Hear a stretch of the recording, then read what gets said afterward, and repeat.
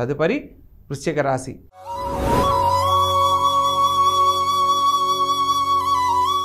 ఈ యొక్క వృశ్చిక రాశి జాతకులకు జాతకరీత్యా కనుక పరిశీలించినట్లయితే అద్భుతమైన జీవితాన్ని ఈ వారం చూడబోతున్నారు.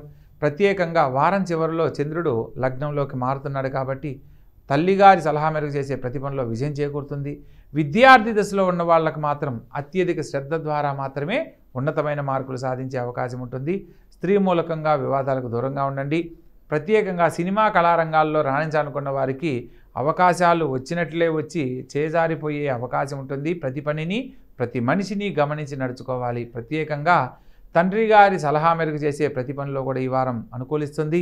ప్రత్యేకంగా ఇప్పటి వరకు శత్రువులుగా భావించిన మిమ్మల్ని మిత్రులుగా భావించే విధంగా వారి తప్పు తెలుసుకొని మీరు ఇప్పటి వరకు శత్రువులుగా అనుకున్న వాళ్ళందరూ మిత్రులుగా మారే అవకాశం ఏర్పడబోతుంది. ప్రత్యేకంగా తల్లిగారి సహాయ సహకారాలతో తల్లిగారి సలహా మేరకు చేసే ప్రతి పనిలో కూడా విజయం చేకూరుతుంది.